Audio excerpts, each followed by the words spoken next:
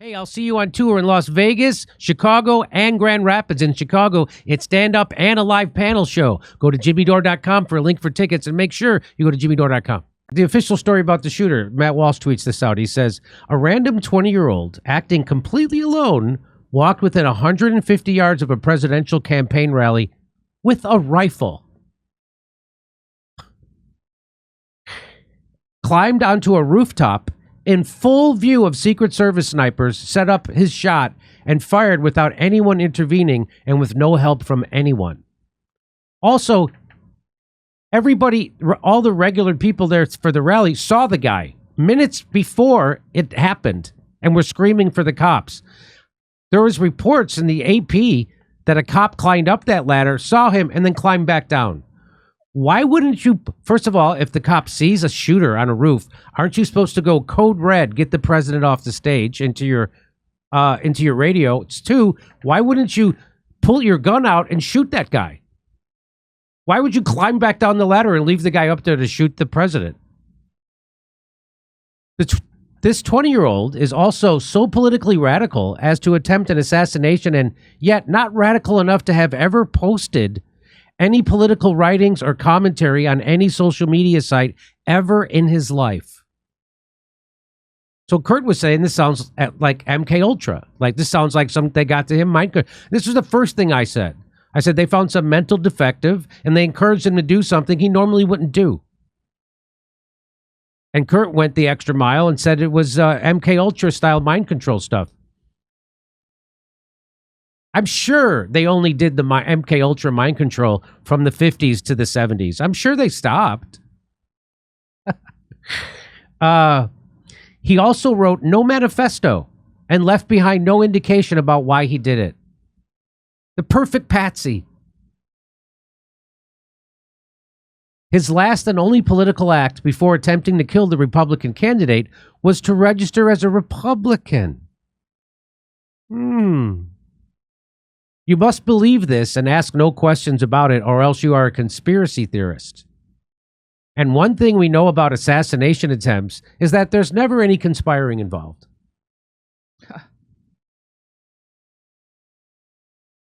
He also tried to join his school's rifle club, but his aim was so bad, he hit one wall instead of the one with the target.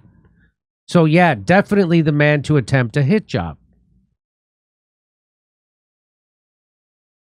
So people were saying there was somebody probably in that tree. Who knows? Who knows? It was definitely an inside job, or at least there was an inside component to it. This kid had no social media, was able to put up a ladder at the only roof that was uncovered. I think there was a permanent ladder connected to this building. I can't confirm that. Can you check that out? Okay. See if that was... He was able to climb the roof, and someone said he jumped from several different roofs. Remember that eyewitness account we showed you yesterday? Was able to put up a ladder the only roof that was uncovered. Was able to climb the roof and set up for over 3 minutes. 3 minutes. And was able to get 6 shots off. I heard between 5 and 8, so I don't know about those numbers. But let's look at this. So here's where Trump is speaking. Here's where the guy was. Well, here's a water tower right there. When we saw this, first thing we said was, why didn't they have Secret Service up in this water tower so they could oversee all these buildings? And there's only a handful of buildings. Like, why wouldn't you have Secret Service on every one of them? Oh, by the way, they also took Secret Service away from Donald Trump that day to send them where? To a Jill Biden event. Because she was in the neighborhood. What? This wasn't Donald Trump's regular Secret Service detail because they had been overworked. So they replaced them with these people. They also took away some or a lot of his Secret Service to send them to a Jill Biden event. What a weird coinky dink. So, and they didn't put anybody in that tower. Why wouldn't that be the first place you put somebody? They could see everything. So here's where the Secret Service snipers were. Here's where the shooter was. Here's where Trump was. So, super suspect. That it doesn't add up. It doesn't add up. At all. How convenient. They found a guy who had no social media presence, had no manifesto, no nothing. That's something. Are you a sleepy Joe who has zero cognitive performance, scared of walking upstairs without being worried you're going to fall down? Do you struggle to muster the focus and brain power for the basic things in life, such as eating ice cream or riding a bike? This is funny. You need to stop drinking woke liberal coffee and start your day by drinking Rumble. They have their own coffee, and it's called 1775 coffee.